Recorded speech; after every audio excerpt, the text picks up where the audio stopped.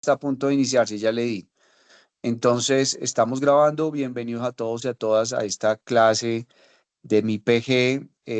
Pues es la que aprovechémosla, es bien importante. Vamos a terminar la segunda parte y ya después les estaremos también contando unas noticias al final de la clase bien importantes, no solamente sobre la capacitación y preparación para el concurso, sino temas de Contraloría importantes y de gran interés para todos.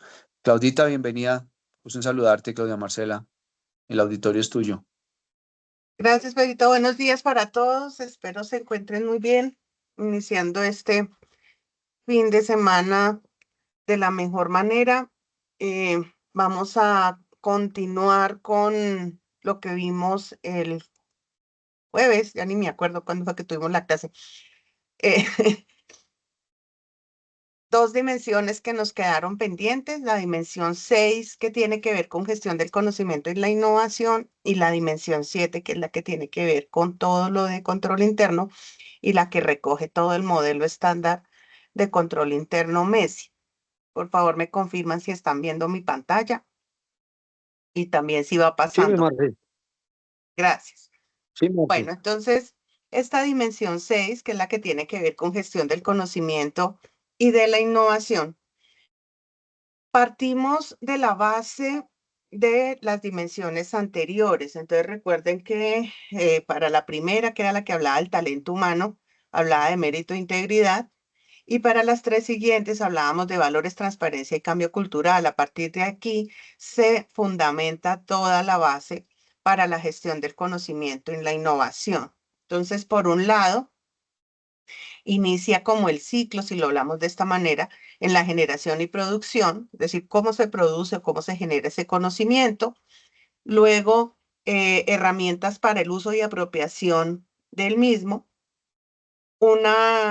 Digamos que elemento clave de analítica institucional y de cómo se establecen esas analíticas y esos elementos que enmarquen la visión institucional como tal. ¿Cómo establecemos criterios institucionales más allá del querer de cada una de las delegadas, de cada una de las gerencias? O es que yo lo hago así y como yo lo hago así, considero que es así que debe hacerse. Sino más allá de eso es definir cómo está establecido en la Contraloría que se deben hacer las cosas. Y dentro de ello, pues obviamente nosotros tenemos un instrumento, digamos que orientador, y aparte como estructurador de esa memoria institucional y aparte unificador como tal de criterio al tratar de estandarizar los procedimientos, que es el SIGESI como tal. Y allí entonces por eso es que ustedes encuentran esos 1002 documentos que permiten definir esa marco institucional a través del cual se mide todo el conocimiento sobre control fiscal. Y finalmente la cultura para compartir y difundir. Y pues es por ello que esta misma dimensión está en cabeza del Centro de Estudios Fiscales. ¿Qué es esa gestión del conocimiento y la innovación en el marco del MIPG? Entonces, teniendo en cuenta el lineamiento técnico de gestión del conocimiento de la función pública en el año 2020, la gestión de conocimiento se entiende como el proceso. Recuerden, porfa, que si me necesitan interrumpir porque no estoy viendo la pantalla. Bueno, hay un micrófono abierto. Esa gestión de conocimiento es el proceso mediante el cual se implementan acciones, mecanismos o instrumentos orientados a generar, identificar, capturar, valorar, transferir, apropiar, analizar, difundir y preservar el conocimiento tácito y explícito de las entidades públicas con el fin de fortalecer la gestión, facilitar los procesos de innovación y mejorar la prestación de bienes y servicios a los grupos de valor. Entonces, importante acá, conocimiento tácito y conocimiento explícito. ¿Dónde está desarrollado ese conocimiento explícito? Pues en cada uno de los manuales de procedimientos que tiene la entidad pública. dentro de eso, sus políticas, sus objetivos, sus valores, todo eso hace parte del conocimiento explícito. Y el conocimiento tácito, pues el que parte de la experiencia de los funcionarios de la entidad. Entonces, en un momento determinado, como, digamos, en mi caso, cuando fui auditora y en los diferentes roles que estuve, qué buenas prácticas desarrollé, cómo pude hacer la tarea y encontrar que la tarea sí era realizable, cómo mm, proyectaba, por ejemplo, en mis procedimientos de auditoría o en mis programas de auditoría la mejor forma de alcanzar resultados y a partir de allí, pues digamos que cómo puedo luego transferir esa buena experiencia y esa forma en que yo lograba hacerlo, que sin alejarme de ese conocimiento explícito y de lo que estaba establecido en el manual, pues me permitía llevar a cabo la tarea de la mejor manera posible. Entonces, esa combinación del tácito e explícito, pues es lo que nos lleva a tener esa gestión de conocimiento, pero también es lo que da pie para la innovación. Entonces, hay momentos, por ejemplo, ustedes conocieron que hace unos 2 meses, tal vez, hacia el final de mayo, entre abril y mayo, pues hubo una convocatoria general a todos los servidores de la Contraloría para que presentaran propuestas que ayudaran a mejorar los procesos. En realidad yo creí que iban a llegar más. Total llegaron cerca de 42, pero no recuerdo exactamente el número, para los diferentes procesos, pero hubo procesos frente a los que no se presentaron, digamos que ideas si uno esperaría que si hubieran llegado. Por ejemplo, pues para el proceso de vigilancia fiscal, para el macroproceso de vigilancia fiscal y de seguimiento permanente, pese a que es una situación, digamos, nueva y no tan nueva porque ya llevamos 5 años con ella, que está como en aumento y no llegó sin una propuesta. Entonces, pues ahí también dice uno, hombre, ¿dónde está esta idea de la innovación, esta idea de mejorar la prestación de bienes y servicios a los grupos de valor? Y cómo nosotros podemos construir y podemos proponer y no solamente esperar a que otros lo hagan. Desafortunadamente en Contraloría se ha visto mucho que no proponemos, no construimos, pero a lo que construyen otros entonces se les da, luego se rechaza, se critica, se dice que no sirve, pero pues tampoco hay valor, digamos que de propuesta para que sean consideradas estas, digamos que ideas en atención de la innovación. ¿Cómo buscamos el aprendizaje y la adaptación? Pues o más bien, arrancamos de 4 ejes para luego llegar a conocimientos documentados y centralizados. El primer eje, hablábamos de la generación y producción, generación de nuevas ideas, impulso a la investigación. Aquí, por ejemplo, lo que decía Pedro ahorita de la importancia de los tanques de pensamiento. En este momento se está desarrollando a nivel de Contraloría unos observatorios. Va a haber un observatorio de vigilancia y control fiscal para el nivel micro de la vigilancia y el control. Y dentro de ello vamos a tener unos tanques de pensamiento.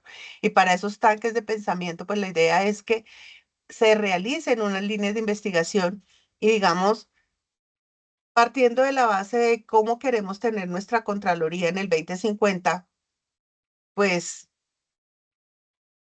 cómo darían esas líneas de investigación, ¿sí? Ejercicios de analítica, ejercicios de prospectiva, ejercicios de verificación de resultados hasta la fecha, ejercicio de benchmarking tanto nacional como internacional para desarrollar esos temas de cómo podríamos llevar nuestra Contraloría. En este caso, pues hablaríamos de 25 años adelante. Pero eso también nos implica es pensar si la Contraloría debe ir un paso adelante en la forma en que se debe, por ejemplo, atacar la corrupción, en la forma en que se debe encontrar el match entre el control social y entre el control fiscal, entre el control político y el control fiscal, o en un momento determinado esperamos a que vayan pasando las cosas, a que establezcan algunas políticas y mirar cómo nos acomodamos nosotros a ellas. Luego de este eje vendría el eje 2, las herramientas para uso y apropiación. Aquí tenemos bancos de datos, empaquetamiento de información, sistematización y organización de la información. Esto es lo que se está buscando con los procesos de transformación digital y todo lo que tiene que ver con el gestor documental. Aquí hemos tenido un dolor muy grande porque, si ustedes recuerdan, nosotros tenemos unas tablas de retención documental que todavía no corresponden a la realidad de la institución. Y en eso ha sido muy lento el proceso frente a Archivo General de la Nación y la aplicación y la aprobación de nuestras tablas de retención documental. Entonces, eso no ha permitido tampoco que se haga una transformación de, por ejemplo, las referenciaciones de documentos para el control posterior y selectivo, teniendo en cuenta que ya hoy todos no son físicos, sino que trabajamos más documentos digitales y también algunos elementos que nos hacen falta, como por ejemplo la firma digital.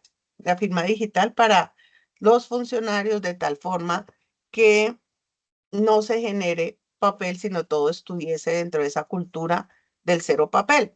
No obstante, eso tiene costos. La firma digital cuesta, eso implica que se necesitan recursos y hay momentos donde no se cuentan con esos recursos.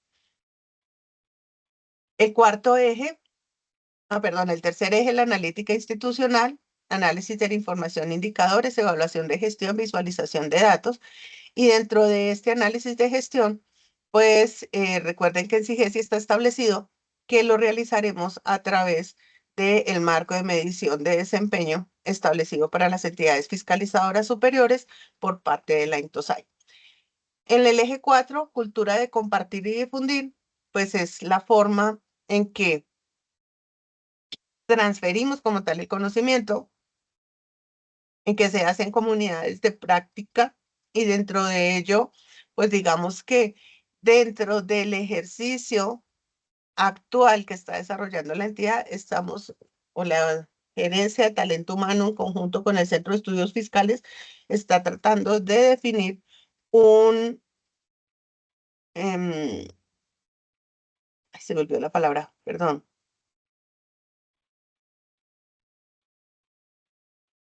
como una política de desarrollo organizacional, de desarrollo profesional, donde van a estar involucrados todos los funcionarios de la entidad.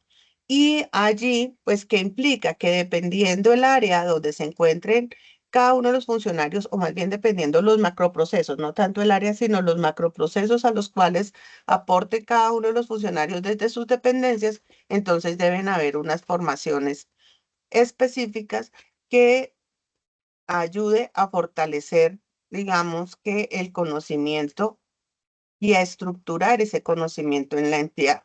Sin embargo, también es posible, por la misma conformación de nuestra planta, que nosotros vayamos pasando o conozcamos diferentes macroprocesos en el desarrollo de nuestro ejercicio profesional. Y ello que implica que también debe estar previsto que si yo cambio de macroproceso o cambio de proceso, pues debo tener este conocimiento, estas lecciones mínimas que debo conocer sobre el desarrollo de las actividades en cada uno de esos macroprocesos. Una cultura de retroalimentación que a veces se queda solo en el papel o simplemente no se da. Y también pues la forma en que podamos desarrollar de mejor manera el apoyo al aprendizaje, porque no todo mundo aprende de la misma manera. Y en este caso, pues una de las cosas que hay que considerar es precisamente las formas en que los adultos pueden acercarse al conocimiento. Es una forma, digamos que particular que se debe tener en cuenta para desarrollar los ejercicios de esta gestión de conocimiento. Permite esta gestión de conocimiento obtener mejores resultados porque da la forma de construir desde lo ya construido interconectar conocimientos aislados, mejorar el aprendizaje y promover buenas prácticas. De una forma u otra, el conocimiento o capital intelectual de las entidades pues debería considerarse como el activo principal y estar disponible para todos. Sin embargo, en la realidad, a veces encontramos que el conocimiento no se pone a disposición. Y adicional, hay personas que pueden tener la capacidad de conocer mucho, de saber mucho de un tema, pero no tienen la facilidad o simplemente la voluntad de dar a conocer ese tema que manejan o de realizar esa transferencia. Decía alguna una compañera que tuve ahí en Contraloría hace muchos años y que hacía parte primero de la oficina de capacitación en ese entonces y por otro lado, pues estuvo también, tuve el placer de trabajar con ella. Y en un momento determinado era una frase de ella, algo así como hay personas que saben mucho, pero son como pozos secos. Y en un momento determinado es muy difícil sacarles una gota de conocimiento. Entonces, a partir de allí, también debe generarse una cultura o de disposición de la forma en que yo puedo compartir lo que sé hacer en Contraloría y poder transferir ese know-how. Aparte de ello, pues vemos que esta gestión se debe realizar en forma transversal con las demás dimensiones. Sirve para fortalecimiento del talento humano, sirve de base para la toma de decisiones en direccionamiento estratégico y planeación, ayuda o coadyuva a la proyección de la gestión de los resultados con valores y a la evaluación de los mismos y a las áreas de control interno y de información y comunicación. O sea, por un lado, esta gestión de conocimiento debe ir de la mano de las estrategias de información y comunicación interna y externa. Y surgía, por ejemplo, una inquietud en estos días y preciso a través, no sé si ustedes vieron Control Fiscal Facilito en esta semana, donde estuvieron presentando el Centro de Estudios Fiscales, y una de las inquietudes que se presentaban en esa sesión era si el Centro de Estudios Fiscales tenía la posibilidad o la capacidad de llegar a particulares o de establecer un plan, digamos, que de estudio a particulares que quisieran llegar a pertenecer a la Contraloría. O también en el evento del Instituto Colombiano de Control Fiscal, se hacía la reflexión en que muchos llegan a la Contraloría a aprender, tanto a nivel de funcionarios como a nivel de directivos, y que debería haber como un requisito adicional de que quien fuese a llegar a la Contraloría ya trajera un conocimiento relacionado con el control fiscal y con las funciones que se desarrollan para la actividad del control fiscal. Entonces, pues esto haría parte de esta interacción y sería un reto para el Centro de Estudios Fiscales de cómo puede acercar a la población a este mundo de conocimiento de tal forma que realmente no solamente se llegara y tuviéramos que desarrollar en Contraloría esa cultura del aprender haciendo, sino que hubiese una formación previa para poder llegar a Contraloría. ¿Qué recomendaciones nos da el DAF para implementar la gestión de conocimiento? Entonces, por un lado, desarrollar un diagnóstico de gestión, fortalecer competencias investigativas y de innovación, pasar el trabajo individual al trabajo colectivo y colaborativo, identificar ejes y acciones del sistema de gestión de conocimiento, mejorar la comunicación de las dependencias. Aquí tenemos un dolor grande en Contraloría. Recuerden que lo hemos hablado respecto a que el lenguaje de los auditores en el control fiscal micro no es el mismo lenguaje de los sustanciadores en los procesos de responsabilidad fiscal, pese a que estamos hablando de lo mismo, pese a que estamos hablando de un daño. pero en un momento determinado, por ejemplo, lo que yo aquí en micro considero que es prueba suficiente, en responsabilidad fiscal no se le ve ese valor probatorio que yo le estoy viendo aquí. Entonces, en un momento determinado, esa forma de comunicación e interacción entre interdependencias, pues es lo que debería ayudar a fortalecer la institución como tal. Y eso no solamente pasa de micro a responsabilidad fiscal, también entre participación ciudadana y micro, por ejemplo, también en la relación de las Contralorías Generales con las Contralorías Sectoriales, también entre la comunicación del nivel central y el nivel desconcentrado. Yo normalmente le digo a mis compañeros en las gerencias que yo les entiendo que a ellos les toca bailar con la más fea. Y bailar con la más fea, ¿por qué? Porque las contralorías tienen que darle gusto a 14 delegadas sectoriales donde cada una quiere hacer las cosas a su manera. Y entonces, ¿dónde está la estandarización y por qué no se respeta la estandarización de los procesos? Entonces, ¿ello qué implica? Que en un momento determinado, si yo estoy en una auditoría que está bajo la coordinación de la delegada de salud y en la siguiente semestre me colocan en una auditoría que va a estar bajo la coordinación de Minas, pues de por sí que es una oportunidad para yo poder aprender mucho más del sector público colombiano, pero adicional, cuando llega el momento de presentar los resultados, tengo que olvidarme de cómo es que le gusta a Salud que yo escriba los informes y ahora ponerme el chip de cómo es que quiere Minas que yo redacte los hallazgos y establezca las conclusiones. Entonces, ahí es donde se pierde esa estandarización que se pudiese tener en la entidad. Centrarse en el enfoque de gestión de resultados y esto también nos lleva a que en la entidad debe haber un cambio en la visión o en el chip, digo yo, porque hoy día, por ejemplo, nuestro plan estratégico se llena de productos, pero esos productos no implican un resultado como tal frente a los objetivos estratégicos. Entonces, pues uno dice, ah, sí, se cumplió el producto, pero ¿y qué pasa? Es algo así como en los planes de mejoramiento.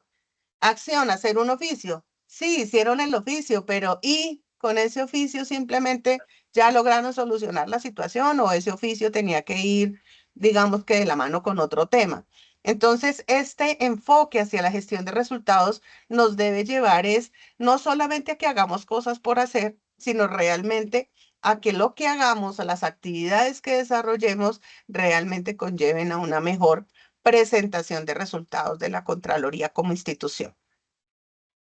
También nos debe conllevar a un proceso de fortalecimiento de las competencias laborales y comportamentales, modificar las rutinas organizativas en pro del buen flujo de conocimiento y finalmente, pues, están en el mismo sentido. Rutinas organizativas. Creo que no tenemos claros cuáles son esas rutinas que puede estar desarrollando la Contraloría, por cuanto no hay precisamente esos procesos de estandarización y cada dependencia interpreta la reglamentación existente, los procedimientos existentes y los desarrolla, digamos que a su interpretación y a su manera. La dimensión 7, que es la que tiene que ver con control interno, entonces nos establece varios elementos. Primero, sobre el sistema de control interno. Está integrado ¿por qué? Por un sistema, por el esquema de la organización, primero. Eh, digamos, este nos daría el componente institucional. Y por otro lado, el conjunto de los planes, métodos, principios, normas, procedimientos y mecanismos de verificación y evaluación adoptados por una entidad. De pronto, para las personas nuevas o digamos que llevan muy poco tiempo en Contraloría y que apenas se están acercando a estos conceptos de control, es importante señalar que el sistema de control interno no es la oficina de control interno. Y no solamente para los nuevos, sino para que también los antiguos recordemos. Muchas veces y tiempo atrás hablábamos de que evaluábamos los sistemas de control interno de las entidades. Eso hace más de 20 años no se hace.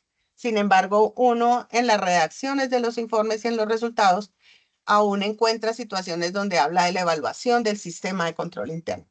Nosotros ya no evaluamos ni sistema de control interno ni mecanismos de control interno, que era lo que supuestamente hacíamos frente a las entidades territoriales. Lo que nosotros establecemos es una evaluación de controles basada en unos riesgos que hemos identificado para el ejercicio de nuestro ejercicio de fiscalización. Entonces, ¿pero por qué sí debemos conocer este sistema? Porque el sistema de control interno es lo que nos va a permitir determinar el nivel de confianza con el que podemos trabajar en el desarrollo de nuestro ejercicio. Entonces, este sistema que está, ya lo digo, conformado por estos planes, métodos, principios, normas, procedimientos y mecanismos de verificación y evaluación adoptados para la entidad, con el fin de procurar que todas las actividades, operaciones y actuaciones, así como la administración de la información y de los recursos, se realicen de acuerdo con las normas y políticas trazadas por la dirección y conforme, o más bien con miras a alcanzar las metas y objetivos previstos, lo que está establecido en el artículo 1 de la ley 87, pues es lo que me debe dar pie para que yo pueda, en un momento determinado, conocer cómo es que la entidad pública, y en el caso nuestro la Contraloría, ha diseñado y aplicado conforme a la naturaleza de las funciones y métodos los procedimientos de control para esa realización de sus objetivos. Objetivos que deben corresponder al deber ser de la entidad. Objetivos que deben corresponder a el desarrollo del objeto social y de la función que el Estado le ha puesto a la entidad. Entonces, si nuestra función es de la vigilancia y el control fiscal, entonces nosotros debemos haber generado unos procedimientos, unos métodos, unos principios, unos mecanismos a través de los cuales vamos a ejercer la vigilancia y el control fiscal. Y esos deben ser transparentes, no solamente para nosotros en la aplicación, sino también el conocimiento que van a tener las entidades de cómo es que los vamos a evaluar. Y dentro de eso, por eso, en pro de esa transparencia, en pro de esa comunicación, es que por ejemplo, nosotros le comunicamos a la entidad y les hacemos una instalación de la acción de fiscalización. Y en esa instalación les decimos qué tipo de auditoría le vamos a hacer, qué objetivo tiene, o si estamos en un ejercicio de seguimiento permanente, pues cuál es el objeto como tal que vamos a acompañar con ese ejercicio, cuál es su objetivo, hasta cuándo vamos a estar, quiénes son las personas que están, y eso pues va de la mano con el principio del mandato y de el encargo como tal que nos están dando para el ejercicio de nuestra función. ¿Cuáles son los objetivos que tiene el sistema de control interno? Entonces podemos hablar de 4 objetivos como tal.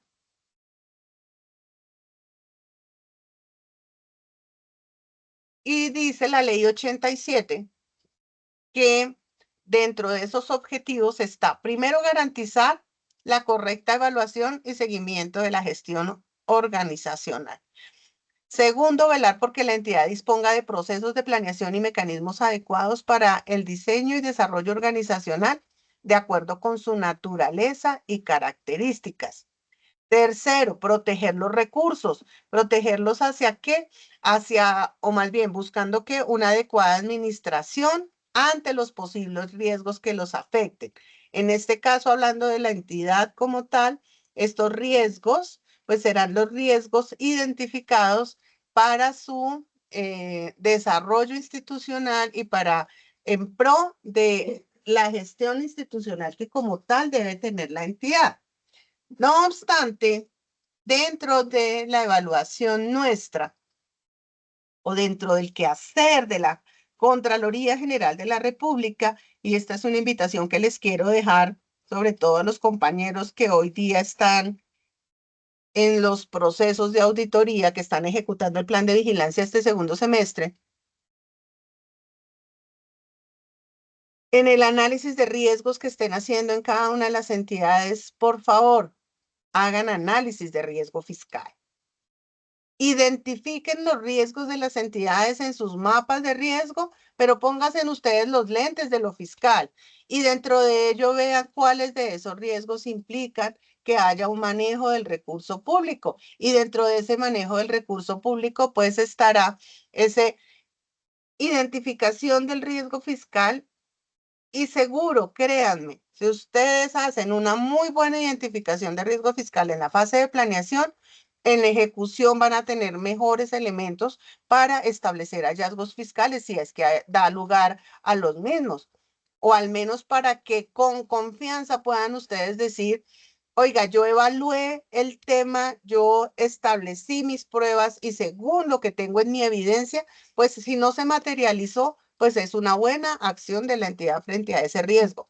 Pero si sí se materializó, pues ya tienen construido hallazgos fiscales y eso también nos puede dar una acción a que tratemos de cambiar esa, digamos que estructura que se ha dado de los hallazgos y que tanto nos han estado criticando que por qué tenemos mayor cantidad de hallazgos disciplinarios y penales que propios fiscales, o que en caso de que se establezcan esos hallazgos porque han ido disminuyendo en los últimos tiempos o en las últimas vigencias. Pues uno diría, aquí hay dos formas de interpretar el tema. Si se han disminuido los hallazgos es porque nosotros estamos dando elementos para que las entidades fortalezcan sus sistemas de control interno. Pero si esa disminución de hallazgos no va de la mano de unos buenos planes de mejoramiento, de unas entidades, digamos que más fortalecidas en su gestión institucional y unos menores niveles de corrupción, pues lo que queda claro es que hay menor cantidad de hallazgos, no porque estemos haciendo bien la tarea, sino porque estamos al contrario dejando pasar cosas de agache o en un momento determinado dicen por ahí, es que es mejor pasar por bajo perfil. Y pues en realidad ningún funcionario de la Contraloría debería pensar en que es mejor estar en bajo perfil y producir menos hallazgos para no tener problemas al final. El último objetivo del sistema de control interno es aumentar la confianza de los ciudadanos en la entidad pública. Y la única forma en que para la Contraloría nosotros podamos aumentar esa confianza de los ciudadanos en nuestra institución y que realmente se reconozca el valor de la Contraloría está en dos elementos que ya se los comenté. Primero, que haya una buena gobernanza mayor fortalecida y que en realidad aporte valor a los ciudadanos y al Estado como tal. Y segundo, que los niveles de corrupción en las mediciones que se hacen a nivel nacional e internacional, es decir, por ejemplo, desde Secretaría de Transparencia o a nivel internacional, por ejemplo, desde la OCDE, demuestren que la corrupción en Colombia ha disminuido. Porque esos son parte de las acciones que nosotros como entidad tenemos la obligación de propender. Y dentro de ello, pues es como se está generando el impacto a la sociedad, que muchas veces es donde no se encuentran los resultados o ese impacto esperado. Dentro de la articulación de el sistema de control interno, entonces aquí hay tres elementos claves. Este sistema, recuerden que le compete a la alta dirección, a los gerentes no solamente de la entidad, sino, perdón,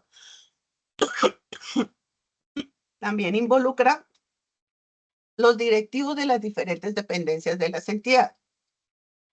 Su interrelación y comunicación con las oficinas de control interno, de tal forma que se vea que la oficina de control interno, en virtud de sus funciones, coadyuva a la acción de estos gerentes, ¿sí?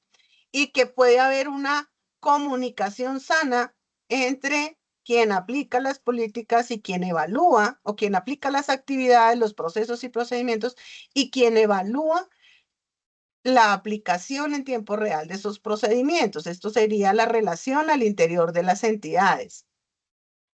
Sin embargo, a veces vemos que en las entidades, digo yo, son unos bellos archipiélagos donde cada dependencia actúa como una isla y no hay una comunicación efectiva.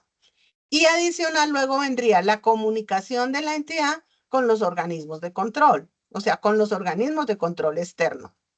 Cómo lo que yo hago a nivel interno realmente coadyuva al ejercicio que haga quien me controle de manera externa. Y esa es una de las tareas que tienen las oficinas de control interno al ser los puentes de comunicación entre la entidad y el organismo de control.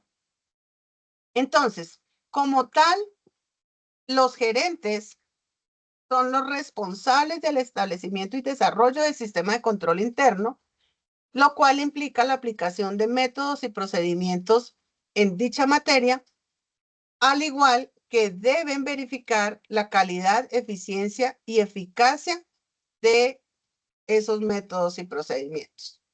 Eso está establecido en el artículo 6 de la Ley 87 del 93. Ahora, ¿qué le corresponde a las oficinas de control interno? Entonces, a ellos les corresponde medir y evaluar la eficiencia, la eficacia y economía de los controles, asesorando a la dirección en la continuidad del proceso administrativo, la reevaluación de los planes establecidos y la introducción de los correctivos necesarios para el cumplimiento de las metas u objetivos propuestos. A partir de esta reevaluación de los planes establecidos, es que las oficinas de control interno pueden o tienen la facultad de evaluar, por ejemplo, los planes de mejoramiento y a partir de allí, pues establecer recomendaciones y mecanismos para que la administración verifique si esas acciones preventivas o correctivas que se han dado o se han establecido en los planes de mejoramiento realmente lo conllevan a mejorar sus procesos, sus métodos y procedimientos, ¿sí? Entonces, a veces las entidades le dicen a uno, no, es que yo tengo un plan de mejoramiento con 800 acciones, pero la Contraloría hace 4 o 5 años no viene y entonces yo no puedo sacar acciones que ya están cumplidas. Sí podrían hacerlo y en nuestro momento tuvimos una circular que fue la circular 20 y la circular 15 que les daba, más bien, les recordaba a las oficinas de control interno que en virtud de este mandato de la ley 87 tenían la posibilidad de realizar esa reevaluación, podrían retirar las acciones cumplidas del plan, guardando todos los soportes para que si el organismo de control interno, llámese Contraloría General o llámese Contraloría Territorial, llegase a pedirles las razones por las cuales se retiraron esas acciones, pues tuvieran cómo demostrar la verificación que se había hecho. ¿Cómo podemos nosotros saber que se retiró de un plan de mejoramiento? Pues a través de los avances semestrales que podrían presentar. Y dentro de los organismos de control, pues la aplicación del modelo de control fiscal, teniendo en cuenta primero que es control posterior y selectivo, que dentro de ese control posterior y selectivo yo llego como segundo nivel y en ese segundo nivel tengo totalmente la posibilidad de verificar o puedo partir de la acción que haya desarrollado la Oficina de Control Interno. Nora, ¿tienes la mano levantada?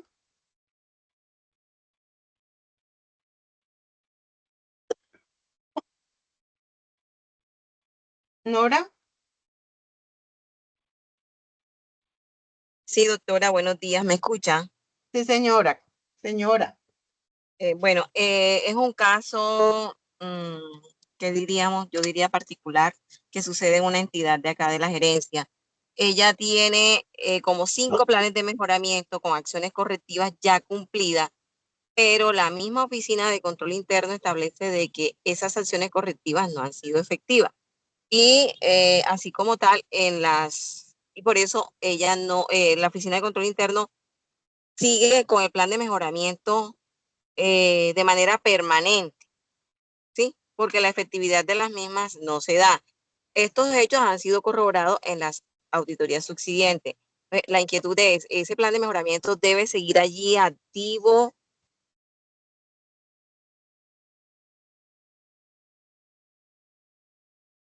¿Ahí me escuchas? Pues es que hay un elemento. Si las acciones no han sido efectivas, eso significa que el hallazgo no ha sido superado. Entonces, si ese hallazgo y en el proceso auditor que tú realizas posterior vuelves a encontrar la situación, pues la idea es que se genera un nuevo hallazgo y ese hallazgo debe recoger el anterior que no se superó, ¿sí? Ahora, si las acciones precisamente no han sido efectivas, ese es un elemento que tú evalúas dentro de los aspectos para la estructuración de los hallazgos, creo que es el segundo o tercer punto, que tiene que ver con la recurrencia de la situación. Y dentro de ello, pues ahí ya tendría que analizarse también el por qué las acciones no han sido efectivas o si en un momento determinado la situación ha sido, por ejemplo, por negligencia de la administración o porque simplemente los funcionarios a cargo no han querido solucionar el tema, eso ya también puede llegar a tener un tinte disciplinario por la afectación funcional que pueda tener eso sobre el desarrollo de la actividad. Entonces, a ti como auditora, pues eso te va a dar elementos para que tú puedas constituir la nueva observación. Ahora bien, si una observación o sea, si resultado de mi auditoría de este año estoy tocando un tema que ya estuvo en el plan de mejoramiento y que se continúa, la idea es que tú establezcas un nuevo hallazgo y que en ese sentido se retire el anterior, porque no tendría sentido que tú tengas dos hallazgos, uno viejo y uno nuevo relacionados con el mismo tema, cuando la entidad tiene la obligación de tener un único plan de mejoramiento. ¿Sí me hago entender? Sí, sí, señora, pero en este caso la entidad es temerosa y no ha querido como que hacer el cierre de esos planes de mejoramiento antiguo. Le hablo de la Oficina de Control Interno de la entidad. Yo en su momento le dije a ellos, pues que le sugerí que hablaran con los responsables del CIRESI, porque realmente sí, se retomaron, las acciones fueron inefectivas, se retomaron los hallazgos y quedaron en el informe actual. Pero entonces Por siguen eso, allí pero si es la misma cargando con situación, Nora, ahí es donde yo no Exacto. entiendo y tampoco tendría que ver Ciresi, porque es que tú en el momento en el que vienes estableciendo la observación, ahí tú ya te estás pronunciando sobre ella. Y entonces ahí, ¿qué tendrías que hacer? Se constituye un nuevo hallazgo, por lo cual la observación anterior se debe retirar y deben establecerle acciones a esta nueva. ¿Sí me hago Ok, entender? doctora, entendí. Sí, señora, Lo que pasa totalmente. es que tú sí Gracias. en la observación debes dejar claro de que hay reiteración y de que no se observa que se hayan establecido acciones que mejoren la situación y que la solucionen, porque Sí, esas sí, sí son señora. responsabilidad de la entidad. Lo que sigue temeroso es la Oficina de Control Interno, que no se atreven a retirarlo. Pero es que ellos, digamos que en un momento determinado, si tú en la auditoría ya se las estás sacando, ellos no tendrían por qué dejarla.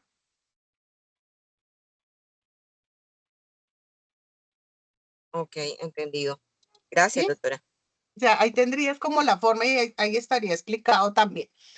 Bueno, dentro de esta articulación, entonces se debe dar una articulación integral entre el sistema de gestión y el sistema de control interno, que es lo que evalúa mi PG.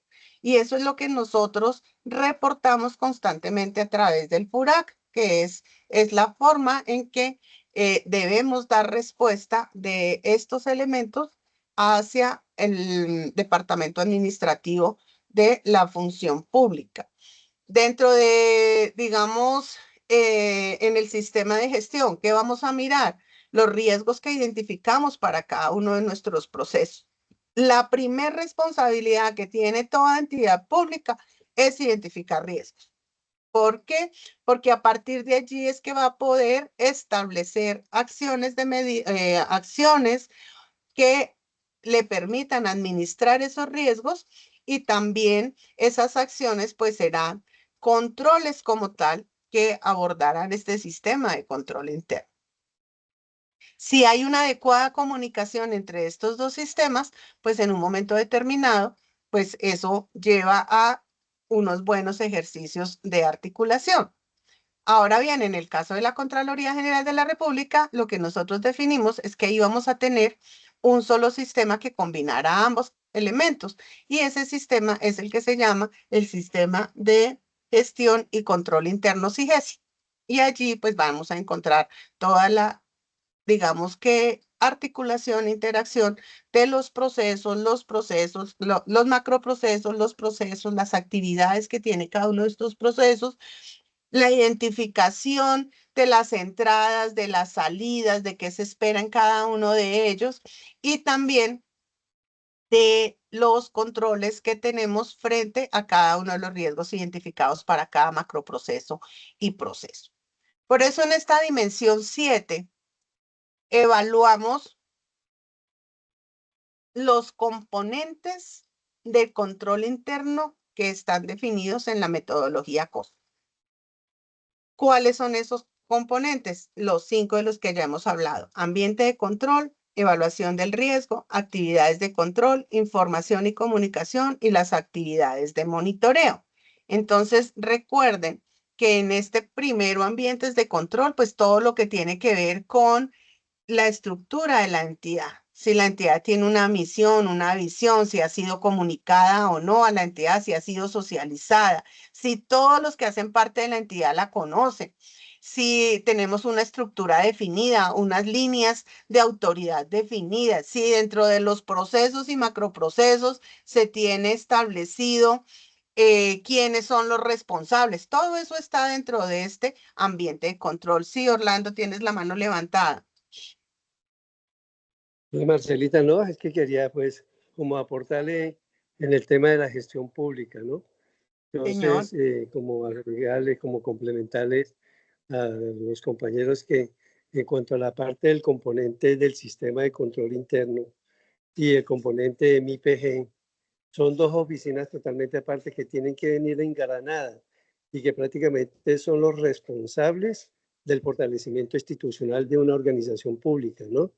Entonces, de ahí que nosotros partimos de que por ejemplo, no se puede, como tú hablas, no se puede hablar en islas separadas lo que es la oficina de MIPG con la oficina del sistema de control interno. Precisamente son dos complementos que se dan para una gestión pública eficiente. Igualmente, pues quería como aportarles, pues, como yo soy profesor del Centro de Estudios Fiscales, en el tema de presupuesto público, Marcelita, yo tengo por ahí unas diapositivas que quiero compartir con los compañeros, donde hay unos conceptos básicos teóricos del presupuesto público en el control fiscal. Entonces, no sé si de pronto los compañeros, que también es una herramienta esencial, importantísima cuando nosotros vamos a hacer una visita fiscal o vamos a hacer una auditoría. Entonces son conceptos muy básicos que de pronto nos pueden aclarar lo que es el presupuesto público. Ya cuando tú en una clase tocaste ese tema, se me olvida decirle que ahí tengo unas diapositivas muy buenas para socializarla con los compañeros, para que efectivamente ellos pues se apropien de ese conocimiento y pues cuando pregunten en el examen algo de presupuesto público, pues tengan la idea, porque ahí están todos los criterios, están teorías, conceptualizaciones muy claras de lo que es un rezago presupuestal, una reserva presupuestal, etcétera. Entonces, era para eso, Claudita. Muchas gracias. Gracias, Orlandito. Y claro que sí, creo que todos recibimos con muy grande agrado pues ese material que nos puedas compartir. Si te parece, pues me lo envías y yo se lo envío a usted, o ahora te escribo cuál es el correo, o si Dylan nos regala ahí el correo Envíame al el cual correo, nos puede Claudita, mandar yo le envío, ese material. envíame el correo y yo te envío las diapositivas para que las compartas. ¿Listo? Claro que sí. Muchas gracias. Bueno, ahí hay A un usted, elemento Claudita. importante, Orlando, en lo que mencionas. Como tal, uno diría, ¿quién es la oficina encargada del MIPG?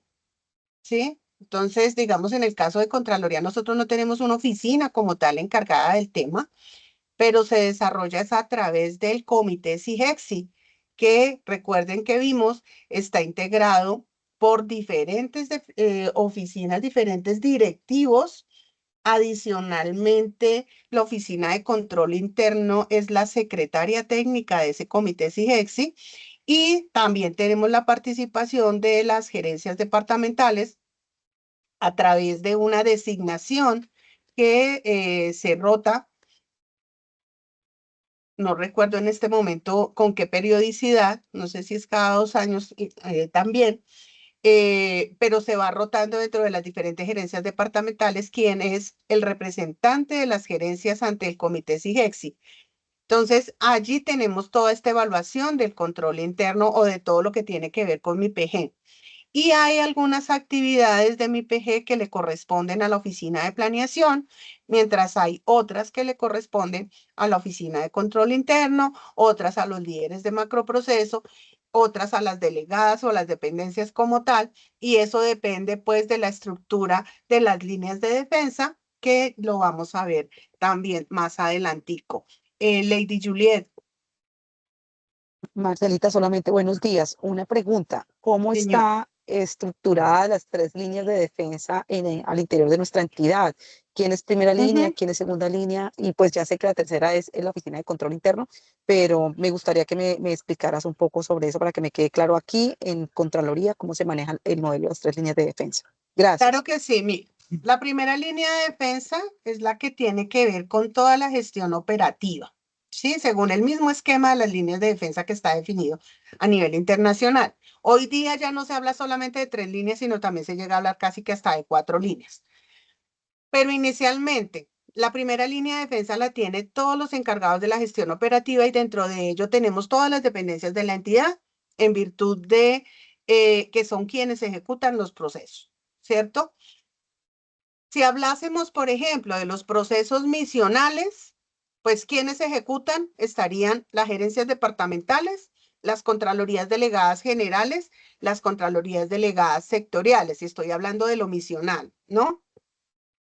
Dentro de eso mismo misional, la segunda línea de defensa la tenemos, digamos que compartida. Por un lado están los líderes de macroproceso, quienes deben dar lineamiento para el cumplimiento de, digamos que los diferentes actividades y sistemas que debemos desarrollar.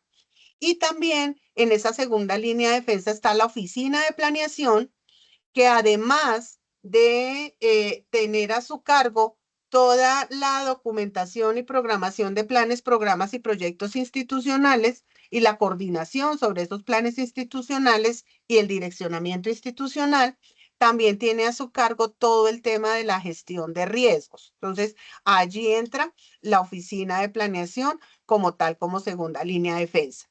Y la tercera línea de defensa, pues bien lo has dicho tú, es quien ejerce la auditoría interna, que es la oficina de control interno en la entidad. También hay aquí, digamos que una línea ¿Y muy la cuarta delgadita cuál sería? entre, señora.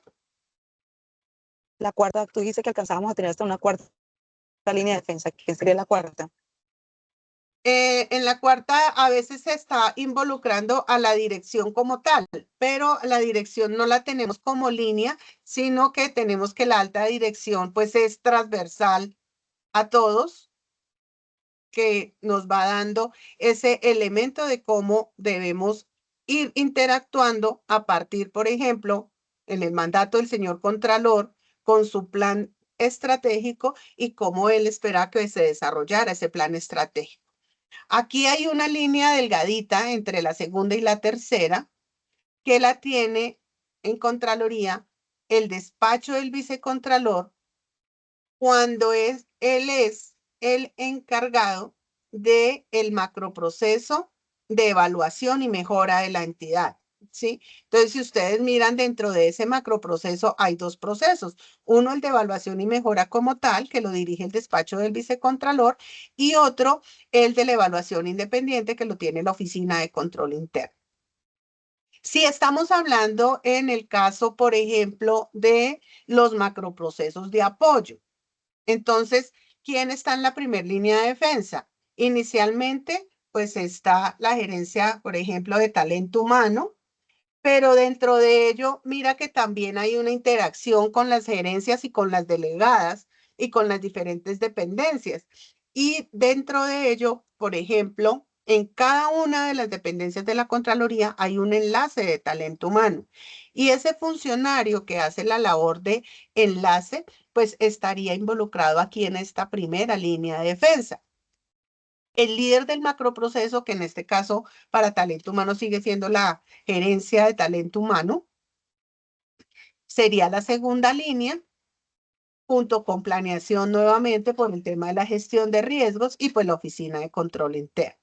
Ahora, si yo hablara de los macroprocesos estratégicos, entonces en un momento determinado la gestión operativa, ahí la oficina de planeación dentro de los macroprocesos estratégicos se vuelve primera línea de defensa y también es segunda línea de defensa. Entonces, allí, ¿qué es lo que nosotros tenemos? Diferentes grupos de trabajo donde unos harían la parte estratégica, otros evalúan el desarrollo, por ejemplo, de la gestión de riesgos para cada uno de ellos y posteriormente pues viene la oficina de control interno. Entonces, siempre dentro de este esquema de las líneas de defensa, ¿qué es lo que buscamos? Minimizar el riesgo de incumplimiento de los objetivos de cada una de las actividades que nos corresponden, de los objetivos del proceso y del macroproceso. Y también buscamos la interrelación entre esos macroprocesos para el cumplimiento del objetivo institucional. ¿Sí te queda así claro, Lady?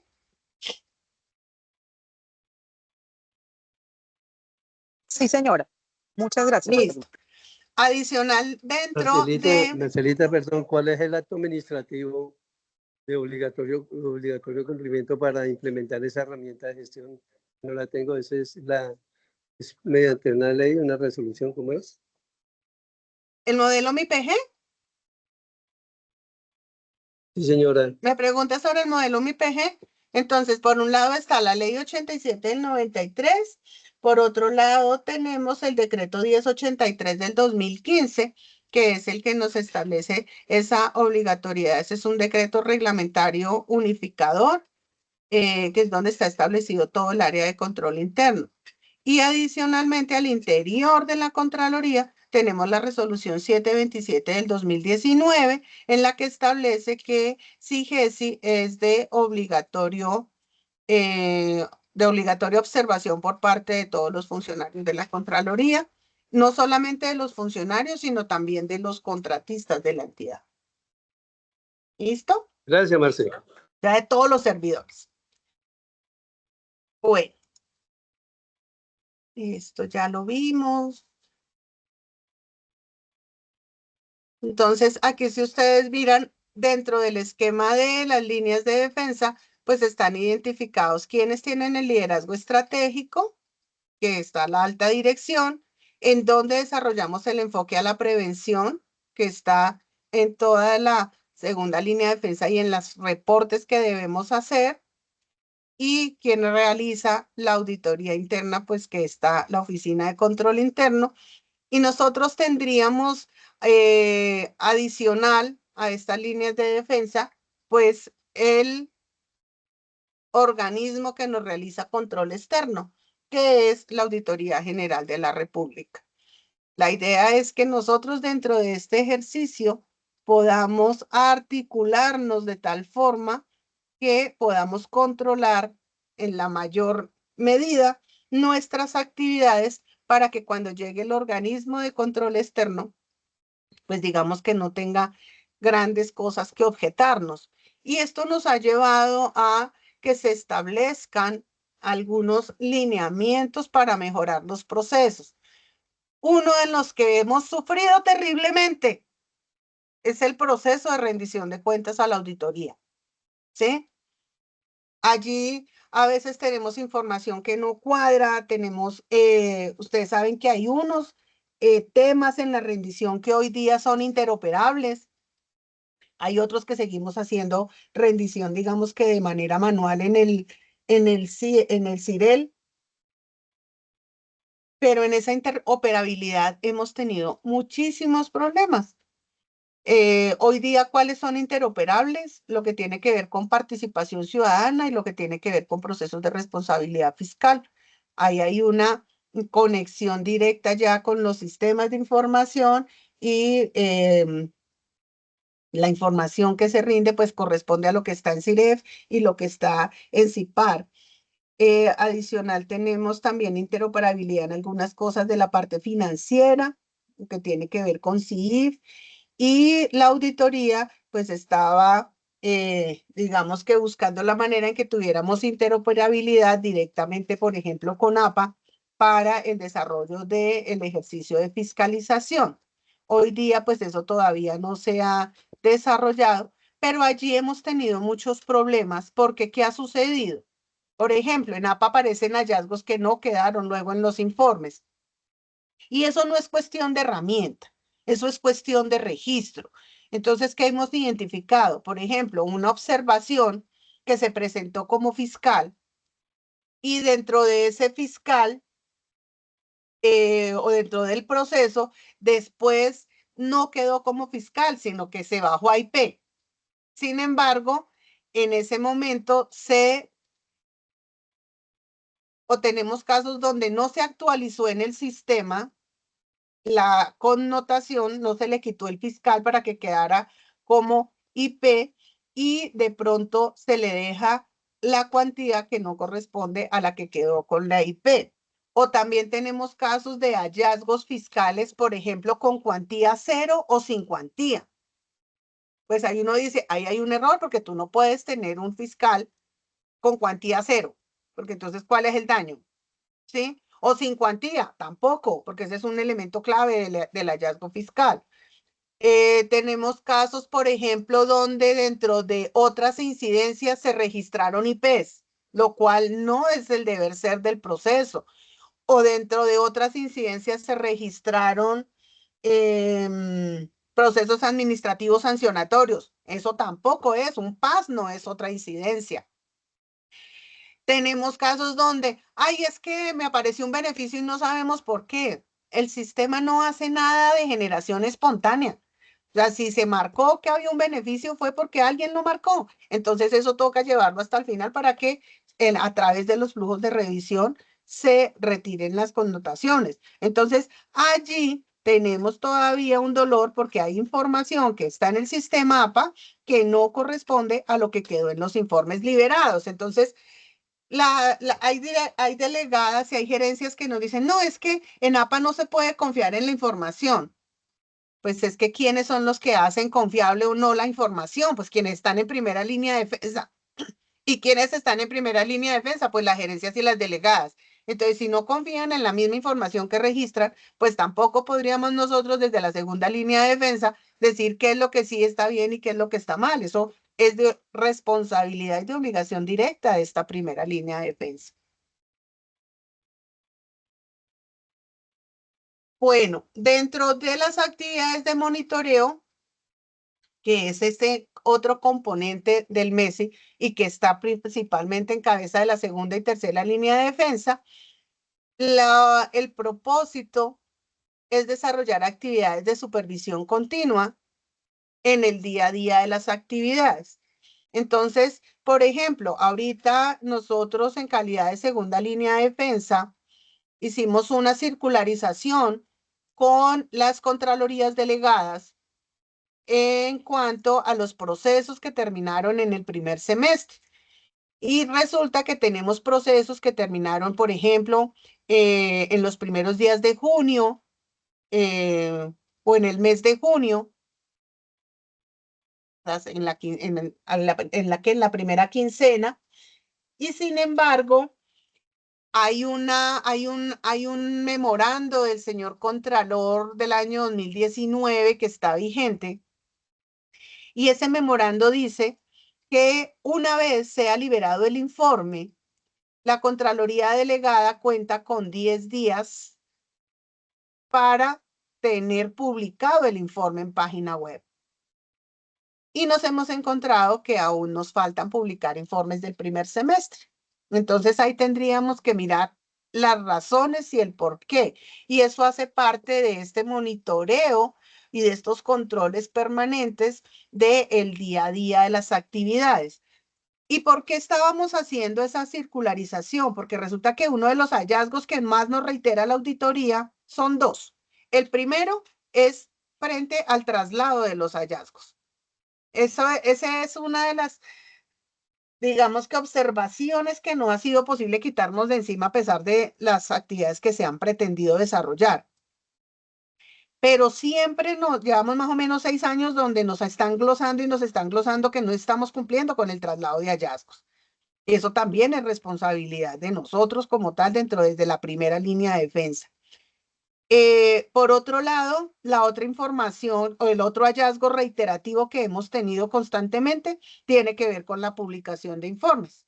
Entonces, lo que nosotros queríamos ahorita era precisamente que verificáramos cómo vamos con ese proceso y no esperarnos hasta el mes de diciembre o enero cuando estuviéramos preparándonos para la rendición de cuenta a la auditoría, sino que desde ya pudiéramos ir verificando, oiga, si no se ha hecho, hagámoslo. Si tenemos que buscar un mecanismo que nos ajuste el proceso, pues ajustémoslo. Si consideramos que esos 10 días que están por orden del Contralor para publicación son insuficientes, pues, ¿qué tenemos que hacer? Tenemos que justificarlo y presentarle una propuesta al señor Contralor, por ejemplo, de que no sean 10 días, sino que sean 15 o que sean 20, pero yo simplemente no le puedo decir, oiga, póngame 20, sino tengo que justificarle el por qué necesito esos 20. Y esa es la forma de presentar las propuestas. Yo no puedo llegar con una página en blanco, sino que tengo que establecer qué es lo que quiero solucionar, cómo se propone solucionar, por qué se busca que esa sea una buena alternativa, cuál fue el análisis que hice de las alternativas para decir que esa propuesta es la mejor y que por lo tanto la estoy llevando a consideración de la alta dirección y de aprobación.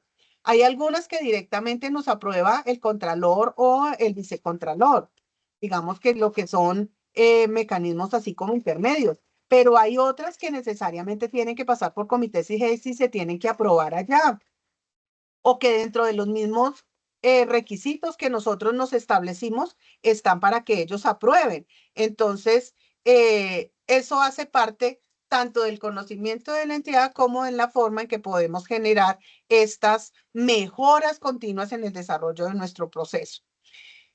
Dentro de ello nos piden que nosotros en estas autoevaluaciones o auditorías debemos valorar, por un lado, la efectividad del control interno, segundo, la eficiencia, la eficacia y efectividad de los procesos, el nivel de ejecución de los planes, programas y proyectos, los resultados de gestión con el propósito de que se detecten desviaciones y así establecer tendencias y generar recomendaciones para orientar esas acciones de mejoramiento de la entidad pública. Aquí todos, absolutamente todos, estamos en la obligación de, cuando se identifica una desviación, cuando tenemos una observación, cuando tenemos un hallazgo, por ejemplo, de parte de la auditoría, la obligación que nosotros tenemos es de buscar la causa raíz. Y a partir de allí, pues realizar la gestión y proponer acciones de mejora que apunten a esa causa raíz.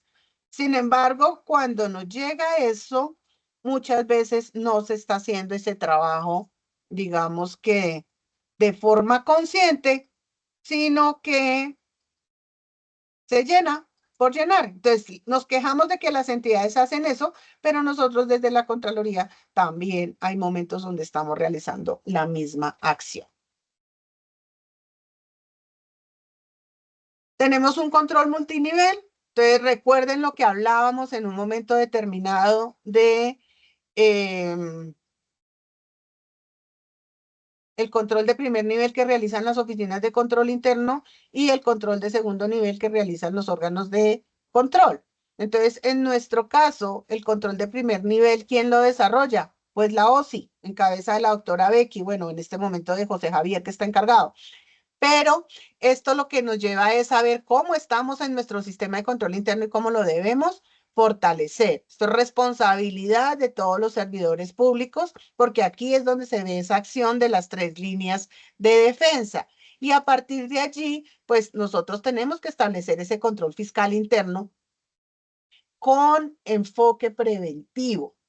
Y el control de segundo nivel, que es el control externo, pues es el que nos realiza la Auditoría General de la República, si estamos hablando de nosotros como entidad. Ahora, si estamos hablando de las otras entidades públicas, pues nosotros somos el control externo frente a la acción de las entidades públicas. Pero pues igual también a nosotros nos aplica que tenemos ese control externo que nos lo hace la Auditoría General de la República. Entonces, a veces, ¿qué nos pasa? Que nosotros le criticamos a las entidades, pero no nos miramos al interior cómo es que estamos. Y quien nos saca los cueritos al sol, pues es la auditoría. Entonces, la idea es precisamente mirar cómo también identificamos en nuestra entidad el riesgo fiscal. Y dentro de ese riesgo fiscal, por ejemplo, tendríamos que entrar a evaluar elementos de qué estamos haciendo con los recursos que nos colocan a disposición para nuestro ejercicio de la vigilancia y el control fiscal. Y para ello, pues también ahorita nos están pidiendo como unos indicadores de impacto frente a ese uso de los recursos que tenemos como entidad, que el Ministerio de Hacienda nos pone para nuestro funcionamiento y realmente frente a nuestros resultados que se ha tenido dentro de esos resultados. La alineación de mi PG con MES y gestión del riesgo. Entonces, tengan ustedes en cuenta que hay una articulación total de estos elementos. Entonces, por un lado, estas son las 19 políticas que tiene mi PG. ¿Recuerdan? Dentro de ello, pues los elementos que se desarrollan a través de estas 19 políticas tienen que ver con una política clara de administración de riesgo y que dentro de esa política de administración de riesgo se deben identificar los puntos de riesgo fiscal, es decir, aquellos puntos donde hay gestión fiscal y a partir de allí, pues se deben establecer esos riesgos fiscales. ¿Listo? Esto basado en el elemento que estableció la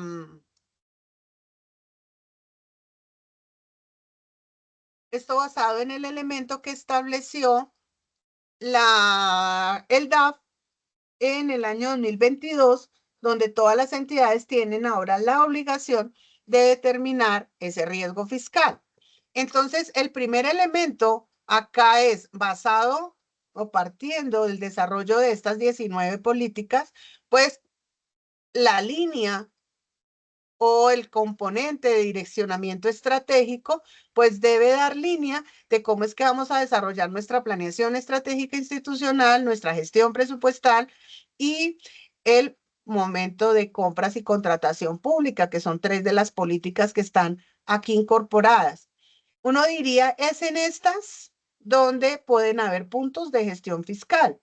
Sin embargo, no solamente allí, porque si yo, por ejemplo, para un ejercicio de seguridad digital o gobierno digital, debo desarrollar un programa y ese programa requiere recursos, pues yo tengo que verificar la interacción que hay entre ese programa o proyecto con la gestión presupuestal y la eficiencia del gasto público.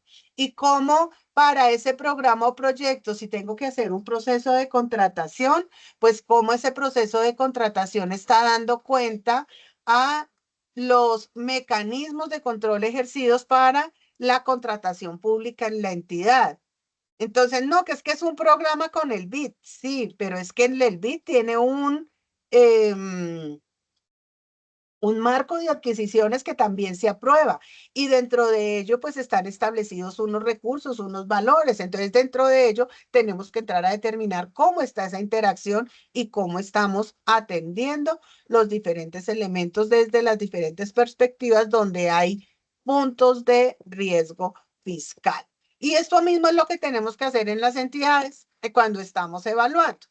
Ahora, si lo que yo quiero mirar es la gestión de valores por resultados, que es el siguiente componente de mi PG, pues aquí entran principalmente estas políticas, el fortalecimiento organizacional y simplificación de procesos, el servicio al ciudadano, la participación ciudadana en la gestión pública y la seguridad digital. Aquí entraríamos a verificar, por ejemplo, lo que es el esquema basado en procesos, los manuales, las políticas, los procedimientos, la caracterización de los grupos valor y de las partes interesadas, y con ello, pues, cuáles son nuestros productos y servicios. Y a partir de ahí, pues, ver ese análisis de contexto estratégico interno y externo para definir realmente hacia dónde es que vamos a presentar nuestros productos y servicios y generar ese valor a la ciudadanía, que sería el fin último de la Contraloría. Y los voy pasando. Dentro del mecanismo de talento humano, pues tenemos que ver las políticas de integridad, transparencia, acceso a la información pública y lucha contra la corrupción, la gestión documental y la seguridad digital. Recuerden que en este tema, por ejemplo, de la seguridad digital, es el que lidera la USATI a través de un plan institucional que se llama el PES. ¿Y cuál es ese PES? El plan estratégico de seguridad. Entonces, dentro de ello, la USATI no solamente mira la seguridad de la información, también tiene que propender por la seguridad de las personas que hacen parte de la Contraloría y por la seguridad de los bienes de la entidad. Todo eso está dentro de ese plan estratégico de seguridad PES. También hay un inventario de todos los activos de información, y dentro de ese inventario de activos de la información, pues se tiene identificada la información por su tipo, o sea, qué información es reservada, qué información es sensible, qué y qué datos son semisensibles, y pues obviamente en virtud de ello vamos a actuar conforme a lo que está establecido en la norma. Es por ello que desde la USATI ustedes ven que ellos promueven capacitaciones relacionadas precisamente con el uso de la información en cada uno de sus tipos.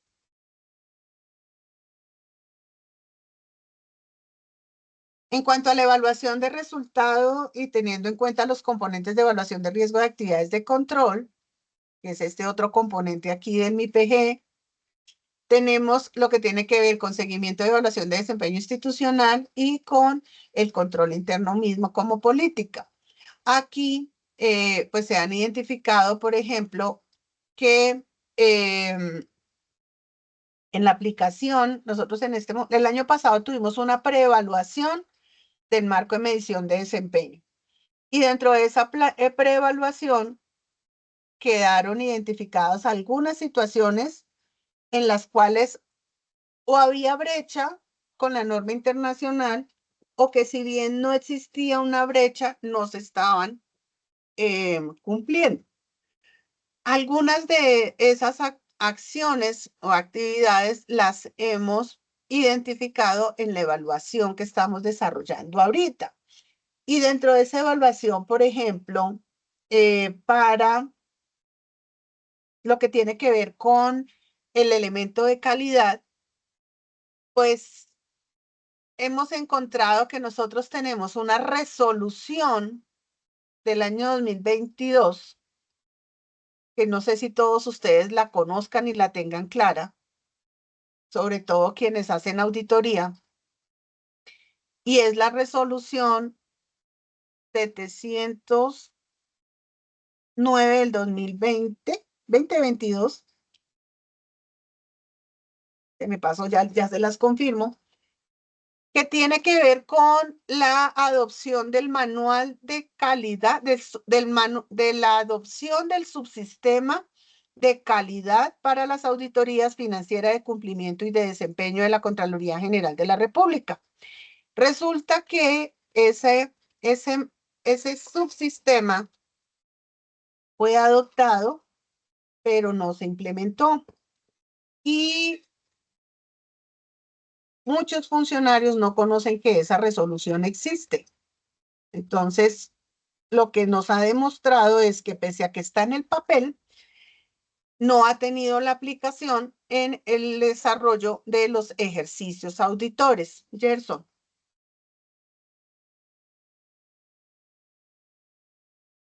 Claudia, buenos días. Una pregunta. En esta sesión entraría el despacho del vice con el seguimiento y evaluación del desempeño institucional.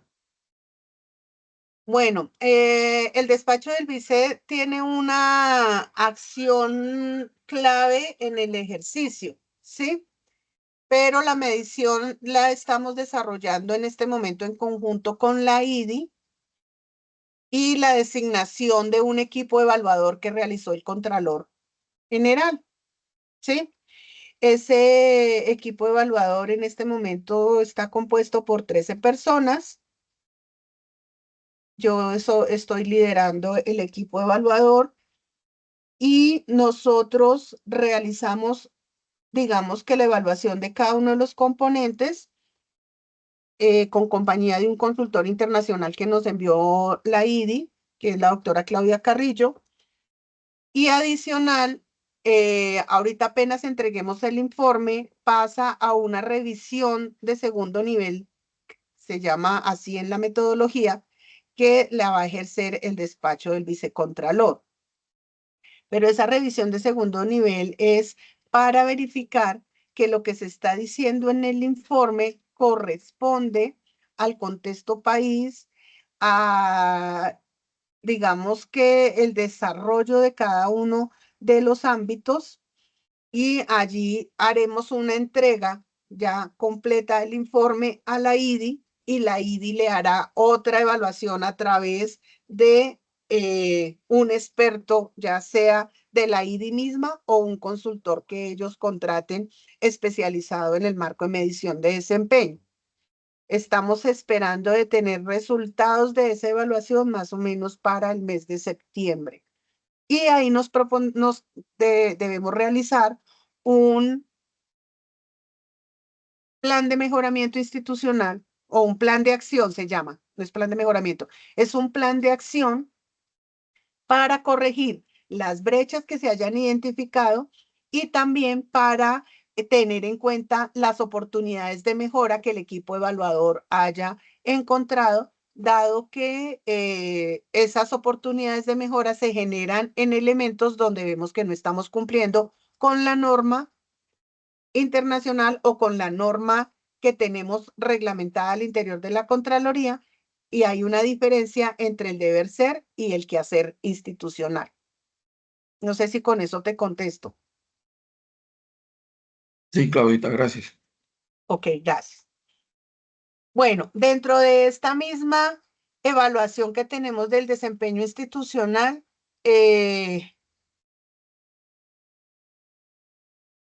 no, digamos que debe ir de forma paralela con la evaluación que nos haga la auditoría interna, ¿sí? La auditoría interna desarrolla un plan de auditoría anual y dentro de ese plan de auditoría evalúa los procesos para verificar cómo estamos cumpliendo respecto a nuestros mandatos establecidos. Pero también hay una función muy importante que tiene la Oficina de Control Interno y es una función de asesoría y de consultoría. Entonces, dentro de ella, por ejemplo, este año tuvimos una relacionada con el Plan Nacional de Vigilancia y Control Fiscal, donde no fue un proceso auditor, no fue una auditoría interna, sino fue una identificación y acompañamiento a la forma como estábamos haciendo las cosas para recomendar algunas acciones que nos permitieran mejorar. Recordemos que las oficinas de control interno sí tienen esa posibilidad de recomendación y de asesoría y acompañamiento a los procesos. ¿Por qué? Porque pues ellos también nos ayudan a fortalecer nuestro ejercicio institucional. Entonces, es otro elemento importante que se puede considerar acá para garantizar la efectividad de nuestros controles frente a algunos riesgos que hayamos identificado. Y en este punto, pues tenemos una importante interacción de las líneas 2 y 3 de defensa que nos deben llevar a asegurar la mejor manera de presentar el componente de evaluación de resultados. ¿Preguntas?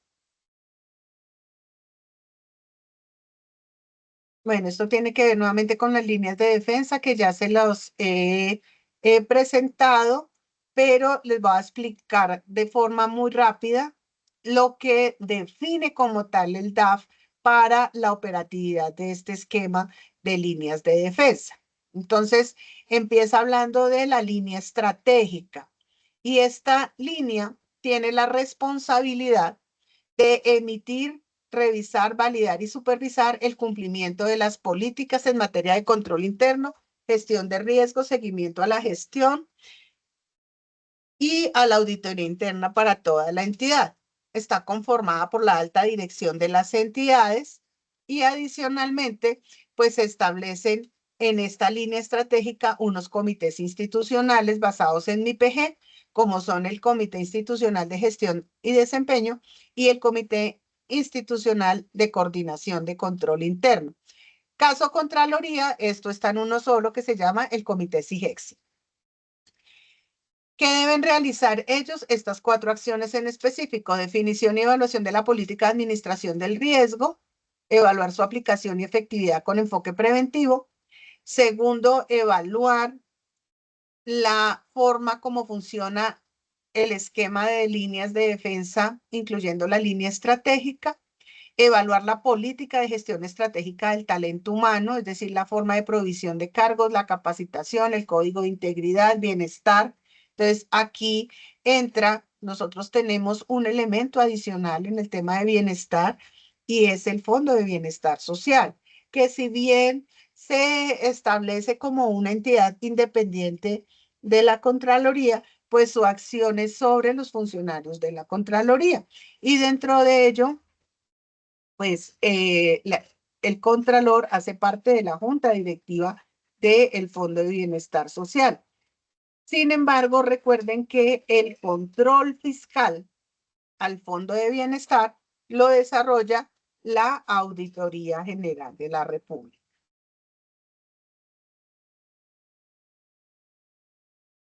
Componente de ambiente de control. Aquí en la línea estratégica, pues es todo el conjunto de directrices y condiciones mínimas que brinda la alta dirección de las organizaciones con el fin de implementar y fortalecer el sistema de control interno. ¿Listo? Entonces aquí por un lado, pues el compromiso con la integridad, los valores y los principios del servicio público. Primer punto. Segundo, la supervisión del sistema de control interno por parte del representante legal, verificando sus resultados, los resultados de sus programas y proyectos frente a las metas establecidas y un monitoreo permanente de los riesgos críticos. El tercer elemento está en la asignación de responsabilidades de autoridad en todos los niveles organizacionales. Entonces, pues esto tiene que ver tanto con la estructura y con el mismo nombramiento de las personas que hacen parte de estos niveles, de los altos niveles que son los de libre nombramiento, y luego de cómo se integran con los siguientes niveles organizacionales.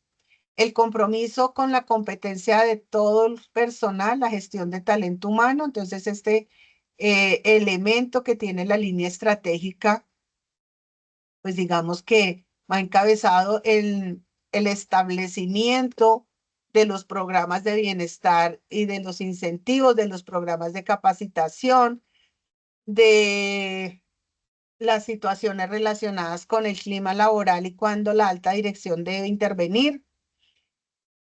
En el caso, por ejemplo, actual, pues la decisión de haber lanzado a concurso las vacantes que estaban pendientes de proveer, que realmente eso le va a dar una mayor estabilidad a la institución. Y en quinto, tenemos que cada líder debe suministrar información de forma periódica con datos y hechos que le permitan la toma de decisiones a la alta dirección. Y uno de los instrumentos a través de los cuales se da este suministro de información para la toma de decisiones de la alta dirección es el Comité directivo que sesiona presencialmente cada mes, y durante esa sesión intervienen tanto los directivos del nivel central como del nivel desconcentrado, y conforme a las agendas que establezca el señor Contralor a través de la Secretaría Privada, pues asistirán diversas personas a esos comités. En cuanto a la información y comunicación de esta línea estratégica, se enfoca acá en el manejo de la información como base para conocer el estado de los controles y establecer el avance de gestión de la entidad. Asimismo, la comunicación permite que los servidores públicos comprendan sus responsabilidades y sirve como medio para la rendición de cuentas. Entonces, por ejemplo, en este momento, el señor Contralor ya ha empezado, digamos que, a recalcarle a sus directivos que estamos en el último año de su administración, y que entonces el llamado es a que precisamente haya un gran despliegue de los funcionarios de la Contraloría en pro de los resultados que se presentaron en su plan estratégico, ¿sí? Que cumplamos el plan de acción, que las acciones que están definidas en el plan de acción realmente pues conlleven a resultados para que su cierre sea de la mejor manera posible. Así, aquí tenemos en cuenta, pues, le queda este segundo semestre para consolidar resultados. El año 2025 es el año, digamos, clave de la gestión de la administración, porque en el año 2026, pues será lo que se haga en el primer semestre, digamos que máximo hasta el 30 de junio. Ya los otros 3 meses del 2026 serán más de cierre y hasta el mismo empalme. Entonces, es esa forma en que vamos a tener los resultados para luego poder hacer una efectiva rendición de cuentas, ¿sí? Nada sacamos con que vamos a citar a la comunidad para decirles qué hemos hecho si no tenemos resultados para mostrar. Entonces, allí empezamos con este tema de la efectividad de nuestras acciones, y eso debe estar soportado en los sistemas de información que tenemos, porque pues ahí es donde está la información oficial. Yo no podría salir diciendo que he generado hallazgos por 1.000 millones cuando en el momento en que le voy a hacer la rendición de cuentas a la auditoría y me generan los hallazgos del sistema de información, resulta que me aparecen 800. Entonces, ¿dónde están los otros 200? Ay, no, es que se me olvidó registrarlos. Esa no puede ser una respuesta, y además eso estaría dentro de la responsabilidad de cada uno de los servidores de la entidad conforme al cumplimiento de sus funciones.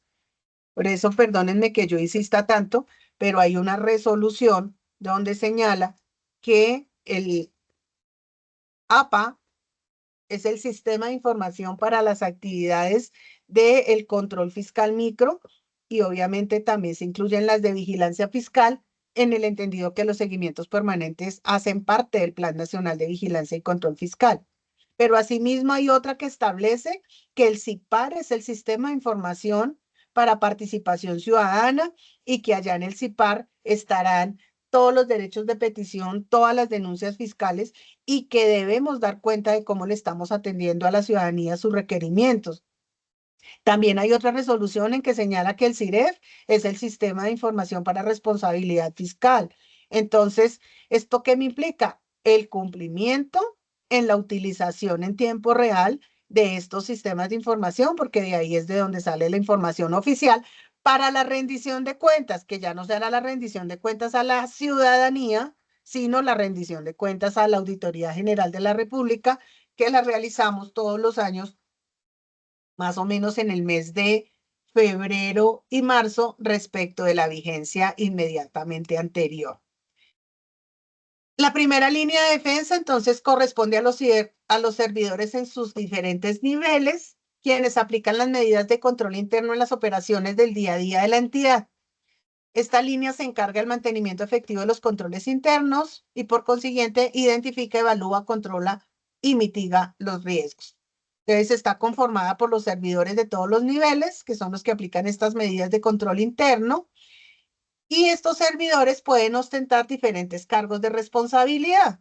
Entonces puede estar los directores, los asesores, los coordinadores, los funcionarios profesionales, también desde los niveles asistenciales se tienen unas responsabilidades, por ejemplo, en el mismo,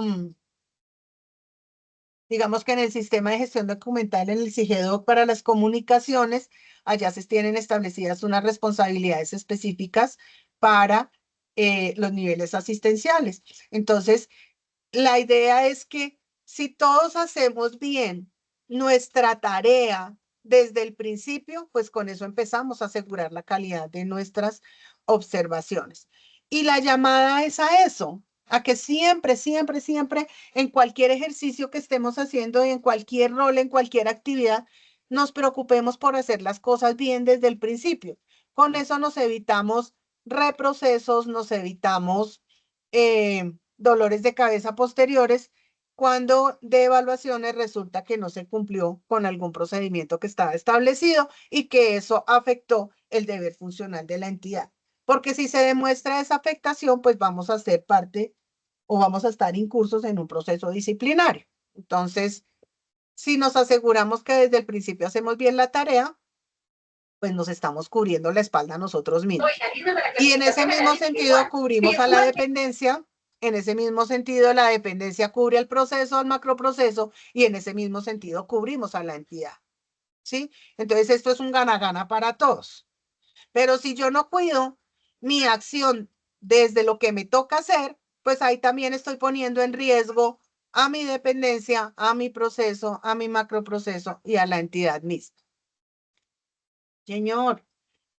Bueno, entonces aquí, ¿qué actividades hay o de esta línea? Se encarga del mantenimiento efectivo de los controles al ejecutar procedimientos de riesgo y control basados en el día a día.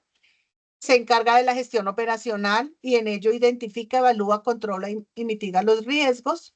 Realiza seguimiento a los indicadores de gestión de los procesos institucionales según como corresponda.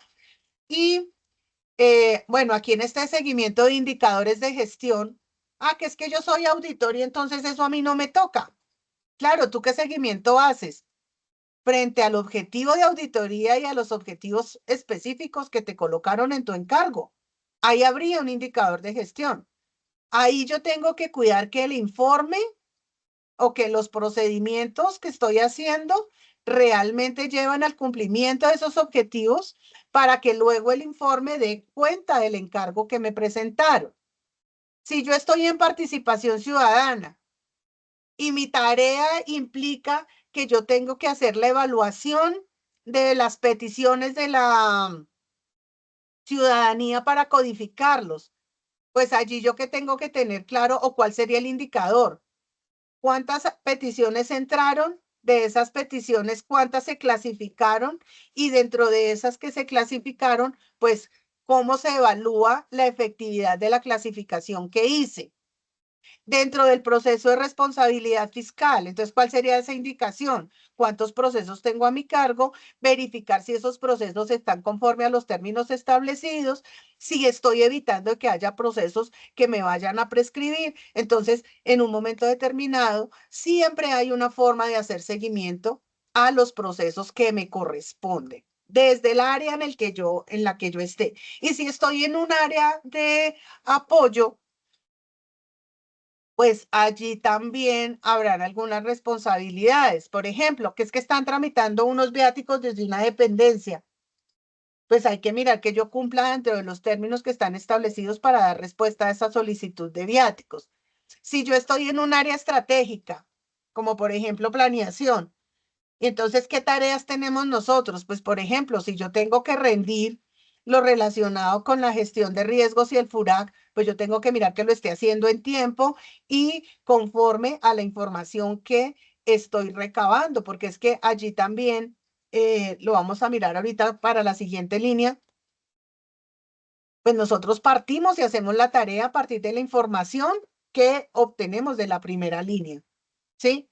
Entonces, en todas las dependencias, todos los funcionarios tienen la posibilidad de desarrollar esta acción desde sus diferentes niveles.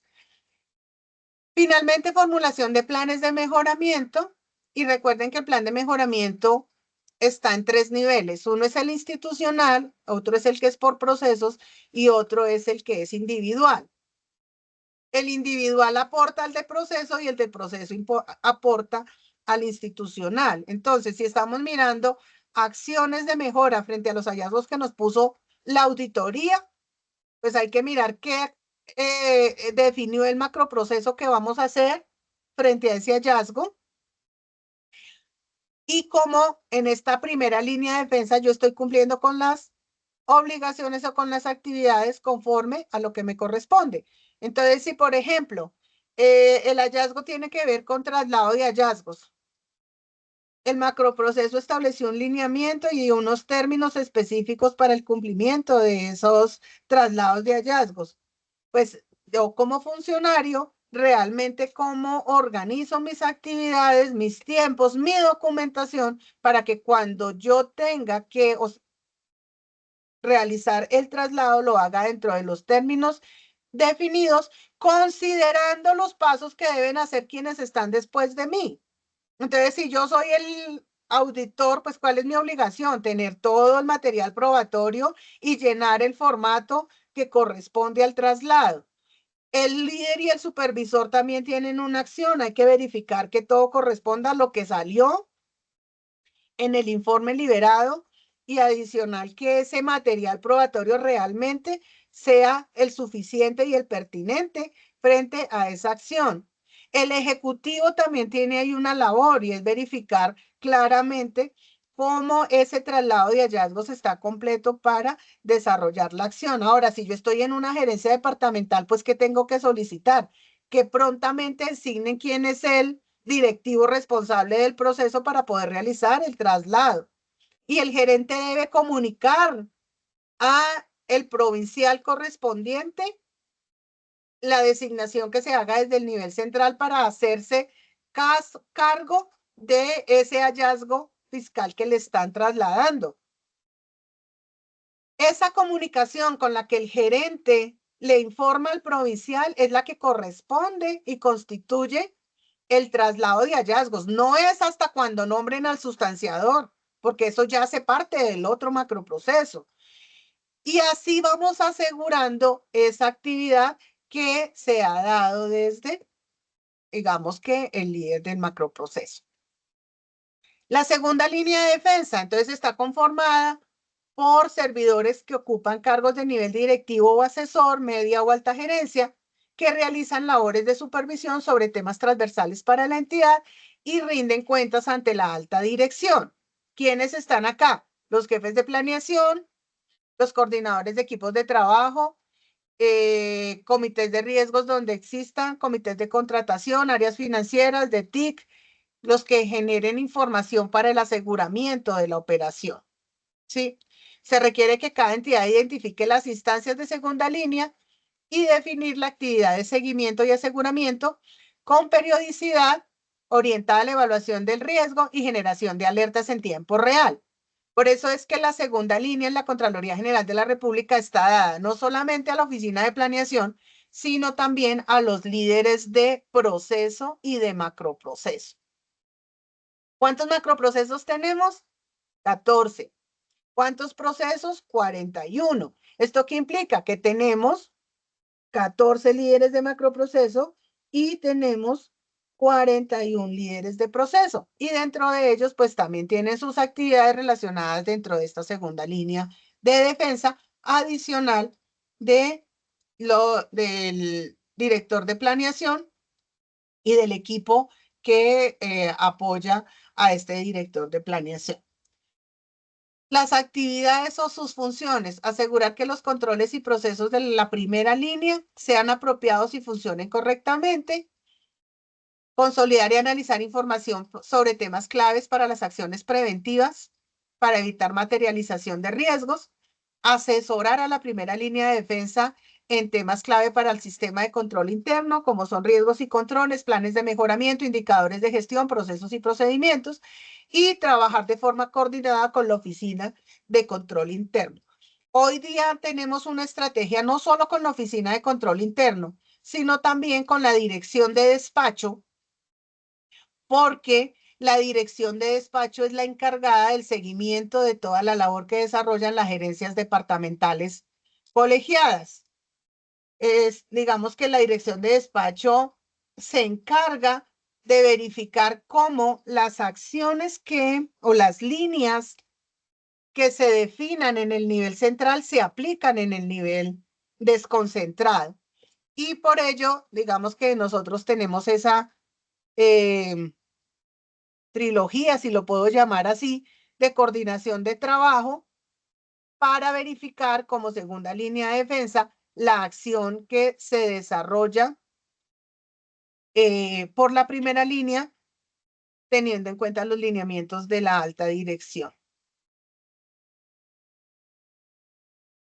Dentro de la evaluación del riesgo para primera y segunda línea de defensa, pues esto es un proceso dinámico e interactivo que permite a la entidad identificar, evaluar y gestionar aquellos eventos, tanto internos como externos, que puedan afectar o impedir el logro de los objetivos institucionales.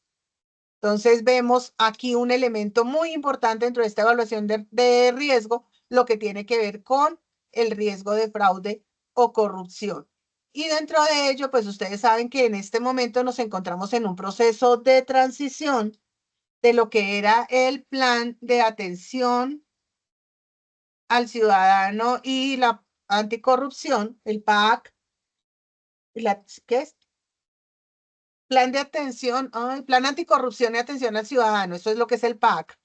Y estamos pasando a el PTED, que es la política de transparencia política, Programa de transparencia de y ética transparencia pública. pública, ¿cierto?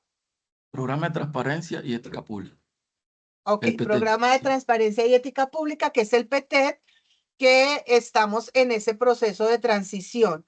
En el mes de agosto vamos a tener la Semana Anticorrupción y dentro de ello, pues, actividades relacionadas con lo que tiene que ver con el fortalecimiento de los valores institucionales y de la apropiación de nuestro código de integridad. Eso hace parte de este tema acá de identificación de fraude y corrupción. Claudita.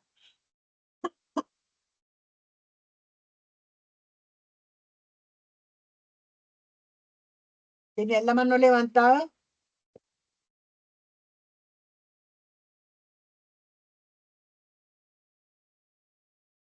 Bueno, también dentro de las actividades de control para primera y segunda línea de defensa, todas las acciones determinadas por la entidad, expresadas a través de políticas de operación, procesos, procedimientos que contribuyen al desarrollo de las directrices impartidas por la alta dirección para el logro de los objetivos.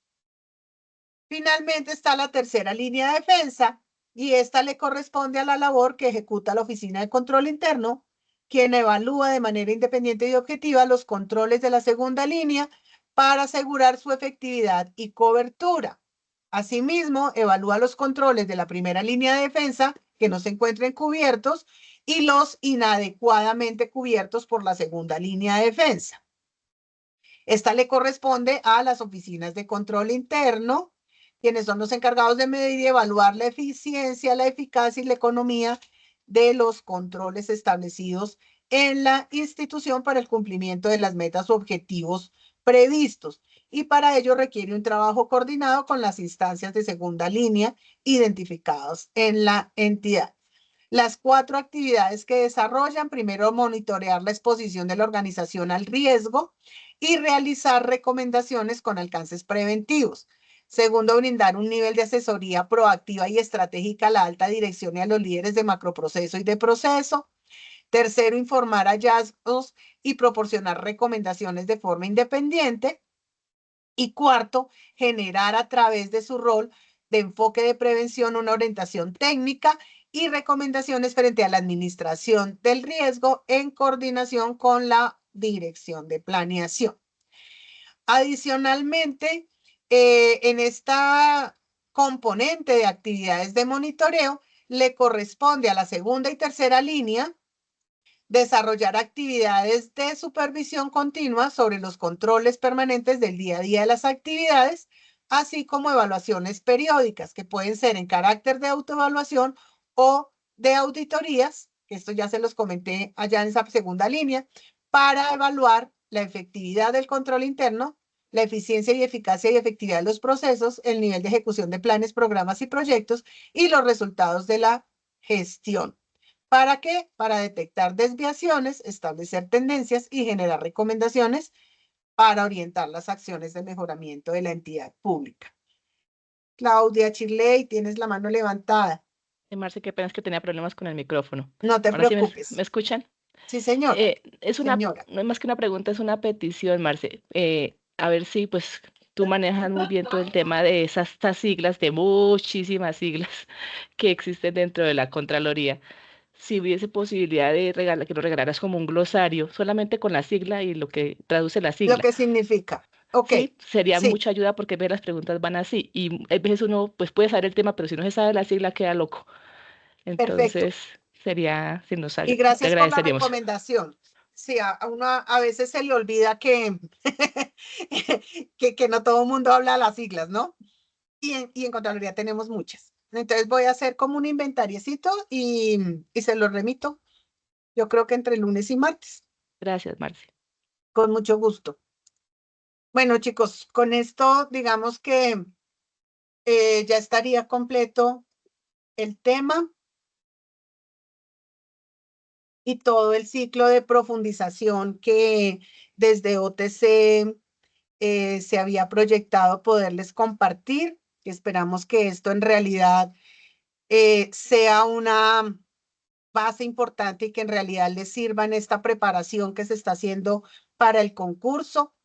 De mi parte, pues ha sido un gusto poder estar con ustedes en todo este ciclo y en estas 20 y tantas clases que desarrollamos, pero que en realidad me dieron la oportunidad no solamente de poderles compartir lo poco mucho que conozco, sino que también me dieron la oportunidad de ponerme a estudiar cosas para poderles presentar a ustedes los temas de la mejor manera posible.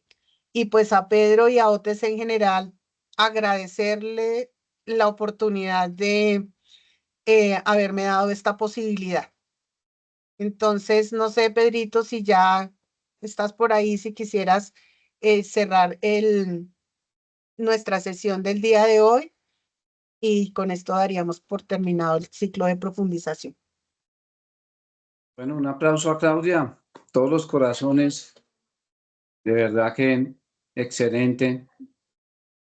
No pudimos tener otra oportunidad mejor que haber accedido a esa experiencia tuya, a esa sabiduría, a ese conocimiento, a ese ADN profundo de la CGR, que solo lo poníamos tener acceso a partir de esos más de... ¿Cuántos años llevas en Contraloría, Claudita? Voy a cumplir 28. Imagínense, 28 años de experiencias, de construcción, porque también ha sido parte de esta Contraloría de este siglo XXI. Un aplauso, ¿verdad? Con toda la buena vibra. Muchas gracias, Claudita. Claudia hace parte de OTC también, eso es un honor también, como todos los que hacen parte de esta organización, todos los que están aquí, y esperamos que con disciplina, constancia y pues lo más importante, con la ayuda de Dios, ese 19 de octubre podamos llegar tranquilos a ese examen, hacerlo mejor y poder ascender los que estamos en carrera y los que van a ingresar hagan parte de esta familia Contraloría. Vamos a proyectar un momento una importante pues noticia que ya muchos ya la conocen. Por favor, Dylan, por favor el video, y contarles que el próximo sábado vamos a tener la clase de gestión documental de archivo. Y esto también un experto, un compañero Eduardo, ¿es que se llama? Sí. Eduardo también, que es un experto también en el tema, nos va a ilustrar y nos va a entregar también el conocimiento porque esto también va a salir en el examen. Entonces, ruédalo, por favor, Dylan. Bienvenido a la revolución del conocimiento.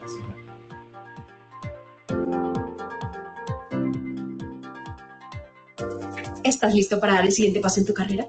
Presentamos nuestro nuevo contenido de podcast creado con inteligencia artificial.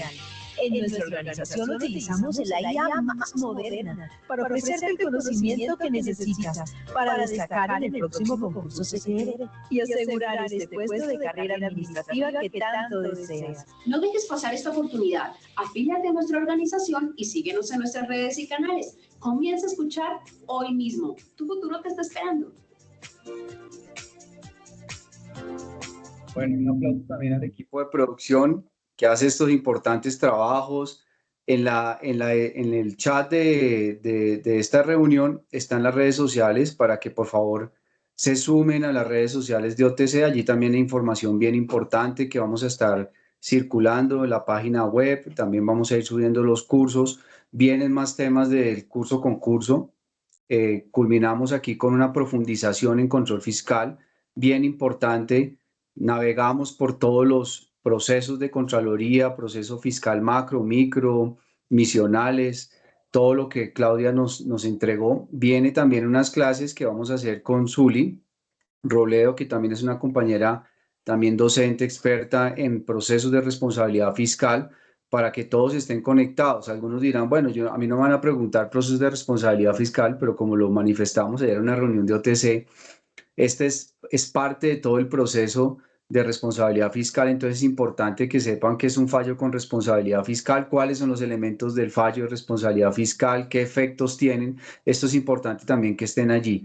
Entonces vamos a estar, y también viene el comportamental, unos expertos en temas comportamentales que, pues, con los que vamos a cerrar y estamos trabajando fuerte y estamos desarrollando la herramienta para hacer un gran simulacro de también final del examen para que todos estén preparados. Esto lo estaremos compartiendo ya más adelante, todos los mecanismos. La próxima semana sale un nuevo podcast para que los podcasts los guarden, los escuchen, repasen estas clases, empiecen desde el inicio, porque ustedes saben que en el examen de Contralorías Territoriales pues hubo un gran componente de análisis, de preguntas, de comprensión lectora. Muchos de los que estuvieron pues nos han estado comentando su experiencia y efectivamente reafirman dos elementos. Primero, importante la comprensión lectora, el análisis de la pregunta, y que muchos de los elementos que fueron allí también esbozados y preguntados, pues son los que hemos estado dando en OTC. Entonces nos preparamos, seguimos avanzando, seguro de que vamos a salir victoriosos, ganadores en este concurso con la ayuda de todos y desde OTC con mucho amor, con mucho cariño, poniendo todo el esfuerzo para que podamos hacer de esta Contraloría una institución cada vez más grande, más eficiente y de cara a los ciudadanos. Un feliz fin de semana a todos, que la pasen bonito, que disfruten con sus familias y que sigamos siendo felices. Muchas gracias a todos. Claudia, un abrazo de todo corazón y a todos gracias por el esfuerzo y por la dedicación. Un abrazo. Dios los bendiga. Muchas gracias. Buen día, Gracias Pedrito, a doctor chao. Claudia, a todos los compañeros que nos están ayudando en este proceso. Un feliz fin de semana. Muchísimas gracias. Manifiesto mis agradecimientos por todo el esfuerzo y la Gracias. labor que están haciendo para apoyarnos en este conocimiento. Gracias. Gracias, un Todo abrazo. gusto, doctora María Mercedes.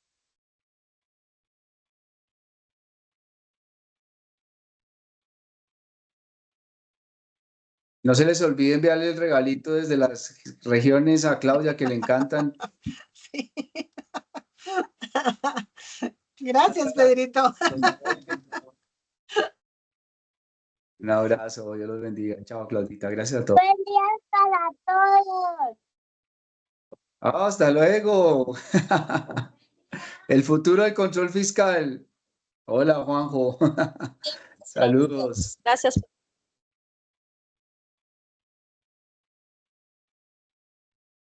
Muchas gracias. Un abrazo. Muchas gracias. Dylan, por favor, si puedes detener la grabación para que puedan editar bien Muchas para que gracias. puedan subir. Un abrazo a todos. Muchas Saludos. gracias. Chao, saludos.